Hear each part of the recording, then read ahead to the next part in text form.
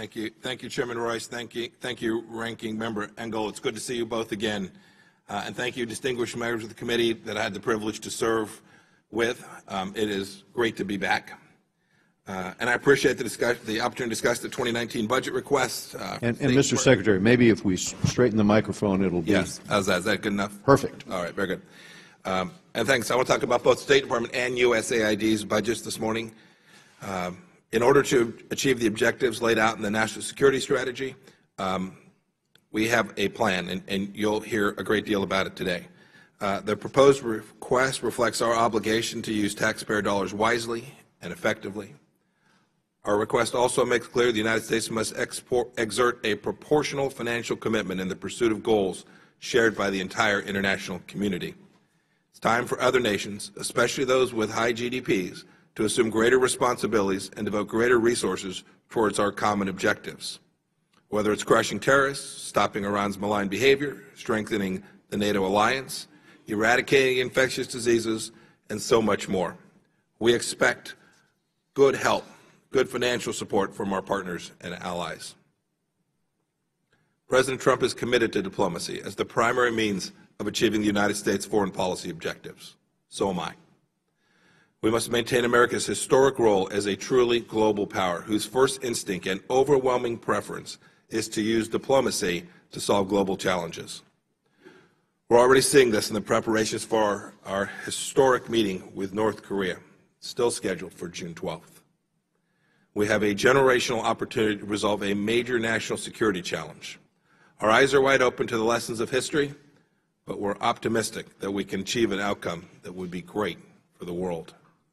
Our posture will not change until we see credible steps taken towards the complete, verifiable, and irreversible denuclearization of the Korean Peninsula.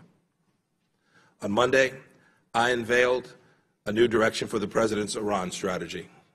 We will apply unprecedented financial pressure, coordinate with our DoD colleagues on deterrence efforts, support the Iranian people, perhaps most importantly, and hold out the prospect for a new deal with Iran. It simply needs to change its behavior. We seek to work with as many partners, friends, allies as possible to achieve the common objective of stopping all of Iran's nuclear and non-nuclear threats. The President's highest priority is keeping the American people safe. This request for $7.3 billion in security assistance will help protect Americans at home and overseas, and I look forward to talking more about that today. The State Department will continue to lead the international efforts to denuclearize North Korea and prevent other actors from unlawfully acquiring weapons of mass destruction as their means of delivery, while strengthening the capacity of partner nations to do so as well. Countering proliferation is at the top of President Trump's national security agenda. The budget request also calls for $5.7 billion in support for coalition efforts to continue to defeat ISIS and other transnational terrorist and criminal groups that threaten Americans everywhere.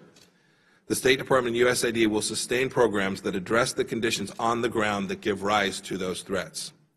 And we will work diligently to attract additional donors to support these very same efforts. America's prosperity and national security depend on a strong and growing American economy.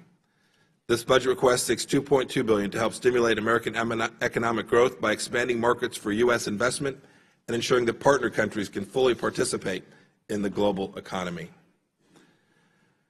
America's message, a noble one, must be shared with the world at all times. Chairman Royce, you mentioned the Global Engagement Center. We will work with the $55+ million available to cover both its original mission, countering extremism, plus countering state-sponsored disinformation campaigns. We will not tolerate Russian interference in our 2018 elections. Much work has been done. There's more to do. Rest assured that we will take the appropriate countermeasures in response to the continued Russian efforts. Finally, let me also update you on what's happening inside the State Department. Our workforce is the most important asset. Since becoming Secretary of State now 3 weeks and a couple days ago, one of my highest priorities has been ensuring the finest diplomatic corps in the world is fully prepared and empowered to do its work in every corner. I'm unleashing teams to do what they do best on behalf of the American people. Last week I held my first town hall in which I laid out my vision and committed to working as one team with all of our personnel. In 3 weeks, they've given me great support. I have taken their counsel, and I have relied on their expertise greatly. There are many challenges that remain. Among my first acts was to begin to put the team back on the field. We lifted the hiring freeze on eligible family members, indeed broadened that to lifting the hiring freeze for the entire foreign and civil service. All foreign service and civil service hiring will be consistent with funding levels, but the freeze is no longer. To help the team get on the field, I also know we've got work to do on some of our systems, IT at the front.